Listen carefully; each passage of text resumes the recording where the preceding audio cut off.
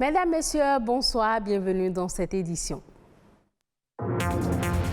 On célèbre ce 3 juillet la Journée internationale des coopératives. Elle a été décrétée en 1923. Objectif, mettre en exergue le rôle des coopératives dans le développement humain, social et économique.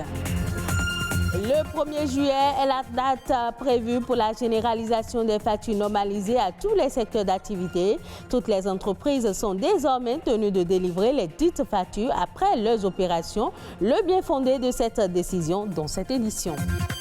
Économie sociale et solidaire, en avez-vous déjà entendu parler? C'est un secteur pourvoyeur de milliers d'emplois en France. Au Bénin, plusieurs entrepreneurs créent déjà de la richesse dans le secteur en l'absence d'une loi. Les précisions dans un instant.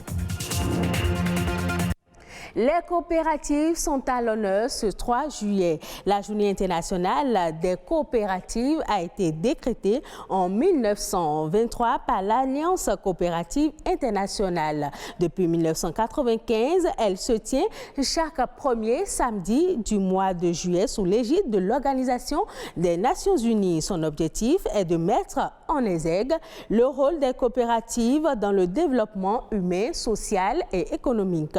Reconstruire en mieux ensemble, c'est le thème retenu pour la célébration de cette année qui appelle à l'union pour affronter les crises telles que la pandémie de Covid-19. Une coopérative, qu'est-ce que c'est et quelle est son utilité? Élément de réponse dans ce reportage de Alessandra Giotto. Elles apportent des solutions à leurs membres dans les domaines de la santé, de l'agriculture, de la production, du logement, de l'éducation et des services sociaux pour ne citer que ceux-ci. L'Organisation internationale du travail, OIT, définit les coopératives comme étant des associations autonomes de personnes volontairement réunies pour satisfaire leurs aspirations et besoins économiques, sociaux et culturels communs au moyen d'une entreprise dont la propriété est collective et où le pouvoir est exercé démocratiquement. En Afrique et au Bénin en particulier, on en dénombre plusieurs actives, surtout en milieu rural. Le microcrédit est un concept d'ailleurs intimement lié aux coopératives.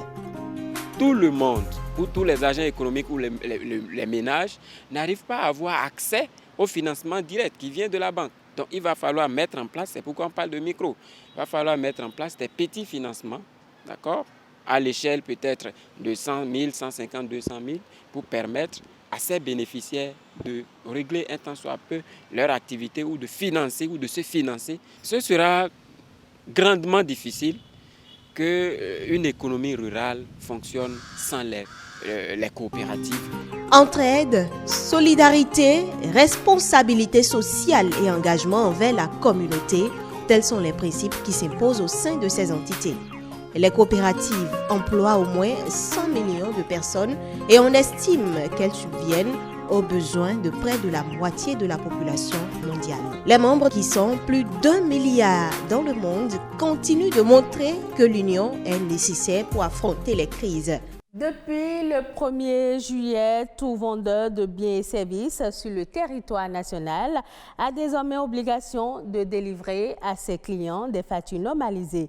La généralisation de la réforme des factures normalisées à tous les secteurs d'activité économique a pris effet jeudi dernier. Quel est le bien fondé de cette réforme? Élément de réponse dans ce reportage réalisé par Alessandra Giotto au détour des journées portes ouvertes initié la semaine dernière par la Direction générale des impôts. Moi, je suis avocat. Vos notes d'honoraires, les clients exigent que ce soit avec les factures normalisées. La voilà une facture. Ce document, délivré en pharmacie, quincaillerie, au niveau des boutiques, hôpitaux et autres lieux aux clients, et qui fait le point des achats ou prestations à la charge de ce dernier. Au Bénin, l'heure est à la réforme de la facture normalisée. Quand on dit facture normalisée, c'est une facture simple, une facture ordinaire que nous connaissons tous, mais à laquelle des éléments de sécurité sont ajoutés pour quand même contrôler un peu ce qui se fait dans les entreprises. La particularité, c'est quoi? La particularité, c'est que désormais, tout ce qui se fait dans les entreprises est directement envoyé à la DGI via notre système qui gère cette plateforme-là. Et en temps réel, nous pouvons savoir ce qui se passe dans les entreprises. L'émission d'une facture normalisée est possible par le biais d'une machine physique ou soit par le IMSF, qui est une option numérique permettant à tout type de contribuable d'émettre sans machine les factures normalisées. Le premier avantage, le plus flagrant qui est là, est que l'achat de la machine et l'utilisation à bon escient permet la sécurisation des données au sein de votre entreprise. À la fin de la journée, vous n'avez plus besoin de se tracasser avant de savoir le chiffre d'affaires que vous avez effectué. La machine vous permet de faire les rapports sur des périodes. Il y a des entreprises qu'on appelle les assujettis redevables à la TVA qui collectent la TVA parce que la TVA est supportée par le dernier consommateur. Donc, quand toi tu es un client et que tu vas dans cette société que tu achètes, si tu réclames ta facture normalisée, tu es sûr et certain que les 18% que tu as payé sur ton achat, que ça sera reversé à l'État. C'est normal et ça permet de donner ce qui revient à qui de droit. Ce qui est pour l'État, ce qui revient aux entreprises, pour les entreprises. La réforme de la facture normalisée a été initiée depuis 2016.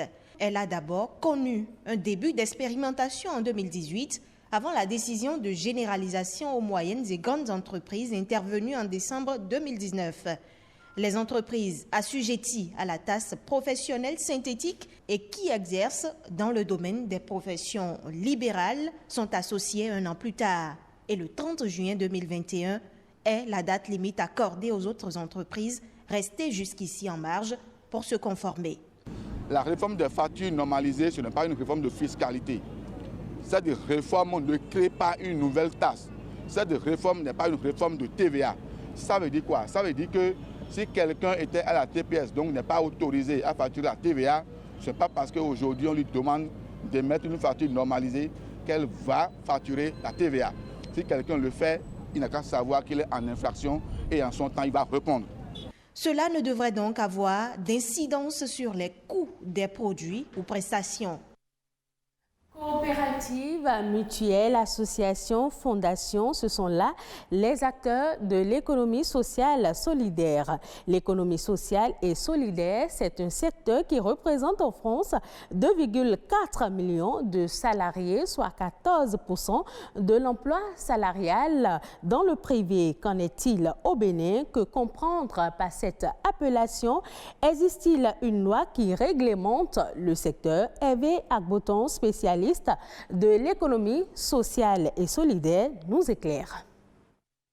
L'économie sociale et solidaire regroupe des organisations telles que les associations, les coopératives, les fondations et les mutuelles. C'est un ensemble d'activités économiques à utilité sociale pour construire une nouvelle manière de faire et de vivre l'économie à travers l'entrepreneuriat collectif et les entreprises sociales. Il y a trois principes. Il s'agit alors de la lucrativité limitée. Cela ne veut pas dire qu'une entreprise de l'économie sociale et solidaire n'est pas lucrative, mais une lucrativité réglementée. Le principe démocratique, une personne, une voix. Ce n'est pas parce que l'autre a apporté 10% dans la part sociale et l'autre 5% que leur voix ne soit pas égale. Non, dans l'économie sociale et solidaire, on prône une gouvernance démocratique. Et troisième principe, c'est le principe de réserve impartageable, l'obligation de constituer une réserve impartageable.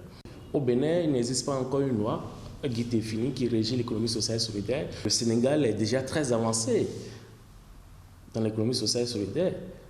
Une loi est en cours d'être adoptée au Sénégal. En France, n'en parlons pas. En France, aujourd'hui, c'est plus de 2 millions d'emplois qui ont été créés par l'économie sociale et solidaire. Ça, c'est une statistique de 2014. Et plus de 200 000 entreprises de l'économie sociale et solidaire en France.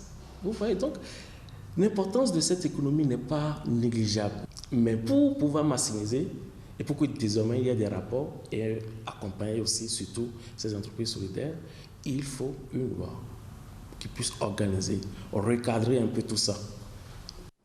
En Afrique, l'accès à une alimentation saine et équilibrée sur le plan nutritionnel reste encore un luxe pour la majorité de la population. C'est ce qui ressort du dernier rapport publié conjointement par la FAO, la Commission de l'Union africaine et la Commission économique des Nations unies pour l'Afrique. D'après le document, presque 3/4 de la population africaine n'a pas les moyens d'accéder à un régime alimentaire sain à base de fruits, de légumes et de protéines animales. Pour expliquer cette situation, les acteurs du rapport indiquent notamment que sur le continent africain, les coûts alimentaires sont plus élevés par rapport à d'autres régions du globe. Ainsi, en Afrique subsaharienne, les prix alimentaires sont plus élevés de 30 à 40% que dans le reste du monde, à niveau de revenus par habitant comparable.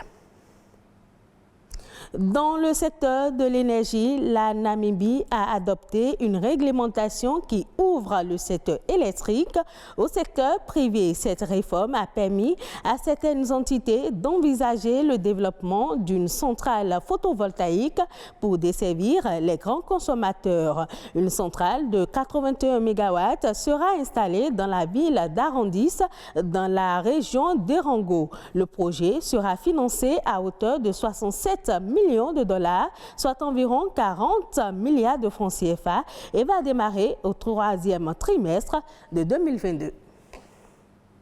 Ainsi prend fin ce journal. Merci de l'avoir suivi. Retrouvez donc cette édition sur le site de l'ORTB, www.ortb.bj. Passez un agréable week-end en compagnie de nos programmes.